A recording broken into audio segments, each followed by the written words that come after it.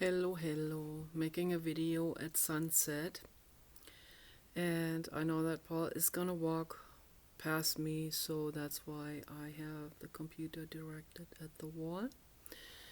And I'm looking at the sunset. It is beautiful. I can only see little glimpses of the ocean, but when I'm upstairs, I can see the ocean. It's really, really nice. It's real gorgeous. So I want to talk about three different things. One thing is that I know that whatever is happening to people in their brains is happening for a reason. That is, if they're violent, that is, they're only in that moment when the brain has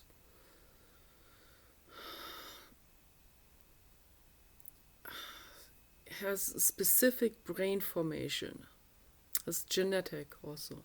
And they have been traumatized, then the brain knows only how to cope with that pain in an aggressive way, in a very reactive way. And maybe this reactive way is convoluted, and maybe they're not just directly reactive, but they're reactive to things to an idea, that they have developed about another person, because the other person is different to them. So they have developed this idea. It's just an idea, it's just some kind of projection, whether it is their own image they project on the other person, or a projection in terms of insinuation, like they're projecting something horrible in the other person that isn't really there. So that can happen out of jealousy. So someone is jealous and it brews in them for years, maybe their whole lifetime, and then they just project that and this projection is just their own idea. It's not there. It's not reality, right? Person A will be jealous of group B, or group A is jealous of group B, and they insinuate things then, because that's the sour grapes effect.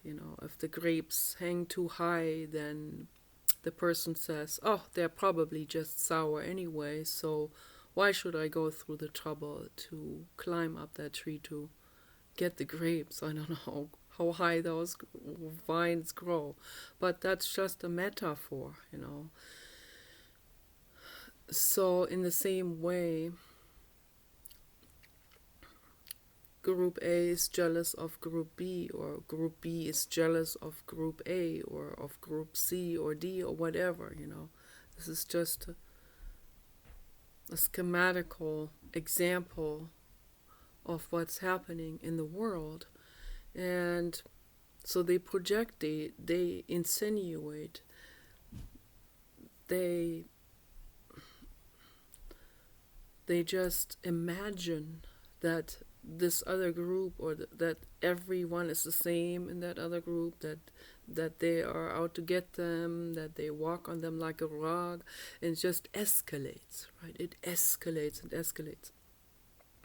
So that can lead to really horrifically violent behavior, because they don't know how to cope with this at all. They have never introspected. They have never gone into meditation. And that's why meditation is so infinitely important. To implement this in prisons, or in any kind of psych ward, or any kind of administered from any kind of social worker. We need to have the cluster be groups. I have the computer directed at the computer is directed at the wall. It's not directed there. So the computer is directed at the wall. So that's one thing I wanted to say. The other thing I wanted to say is that when I see someone do a horrific act on another innocent being, whether it's an animal or a human, in that moment, I'm not gonna worry about what their past is, or what led up to this, or who caused it, or what kind of group thinking and group bias and they talk each other into a rage against the people in group B or group C or group A. They talk each other into a hate rage against the other group or groups. So whatever is going on there, whatever caused it, of course something caused this, but we can still take responsibility, of course.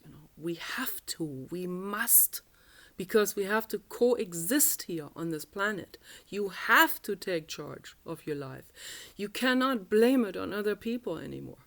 But if I see someone do a cruel act on another innocent living being, animal or human, I will take the law into my own hands, and it will get bloody. Okay? So this is my promise to the world. Okay, and I want other people to live by that same rule for themselves. So if you see someone doing a horrific thing to an animal or innocent human, okay, you have to intercept. It is your duty to do, okay? The animal rights activists, people already know this, okay? You need to tell everyone else to live by that principle, by this rule, okay? This is an ethics rule. In the moment when I take the law into my own hands in order to rescue an innocent living being, okay, this is an emergency situation that does not give me time to call the police, that does not give me time to wait for an hour until the police comes if they decide to take a break from their coffee break, So I've been through all of this in LA. There was a dog in a hot car on the very street we were living on, and we kept seeing this situation. And so at some point I called the police. They said, well, we're going to call the Humane Society. They came 3 hours later or something. In these 3 hours, an animal can die. So, no, I didn't wait. The dog was panting and overheated in that car. The windows were up. I tried to open the door, and the door was unlocked. So I could have done that all along. I didn't even know. But so I learned from that. I learned that if I ever see a dog in a hot car, to just use this example, and I want everyone to do the same thing. You open the door. You try to open every door there is. Okay? And if every door is locked, including the trunk, if everything is locked, then you're going to have to call other people for help. You need to go to the next store or all the stores and say, there is this car with that license plate and there is a dog inside suffering, okay? And many dogs and also children and babies have died from heat stroke in this situation, okay? This is unacceptable. So we have to take action, okay? And I will take action in the same way if I see somebody physically violating an innocent being, okay, animal or human. We have to take action. That is our ethical duty Okay, so, and in that moment, I cannot worry about your past and about your projections and insinuations and your brewed up hatred and your whatever sadistic tendencies and where they come from. Okay, we can't worry about this. We can't be like, this liberal bullshit has got to go. Okay, when we see violence, whatever causes that violence, whether it is instigated by George Soros, you know, creating another pseudo liberal hate group for the world to get people to not vote for Donald Trump, whatever is behind this, whatever scams and chess moves, or from the side of the pawns, whatever their ideologies are, or their childhood pain, or their insinuations, or their group rallying each other up, they are rallying each other's brains up into a frenzy. Okay, some tribes in the Amazon rainforest do this, I heard. They actually dance themselves into a rage to go to war. There's a lot of people that have that kind of tendency to do this. I can't worry about all of these things, the ethnic histories and the brain formations and all this complicated stuff. There's a reason for everything. Everything has a causality, but I can't worry about it in that moment. When a criminal is hurting an innocent being, okay, we have to take charge. We have to take the responsibility in that moment to help and rescue that innocent being. Okay, I hope that makes a lot of sense. So, and then I also wanted, for the last couple of minutes, I want to talk about the animals that the other species, on this planet.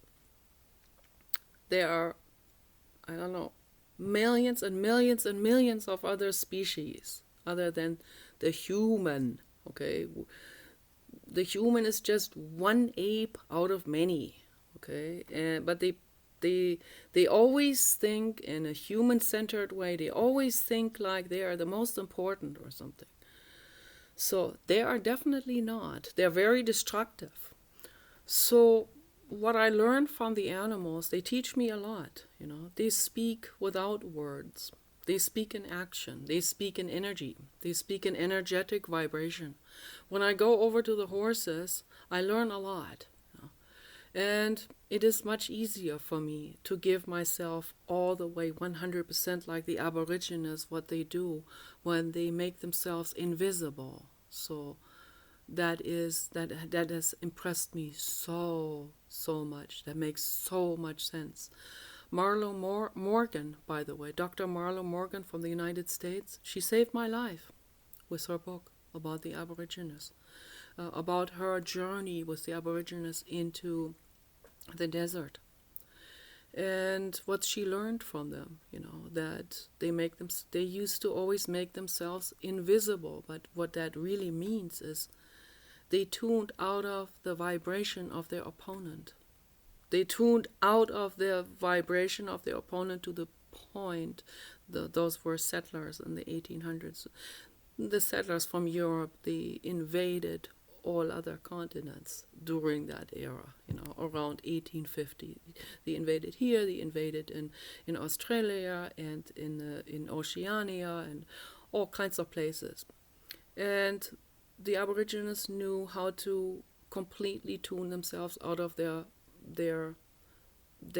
hostile vibration. So they vibrated on such a different frequency that these settler people, when they came to hunt them down, they didn't even see them, because they became like a tree standing there, like a Joshua tree standing there with the palms out like this. That's the friendship posture. This posture saved my life from 2 Rottweilers. I'll talk about that tomorrow. Okay, you guys take care.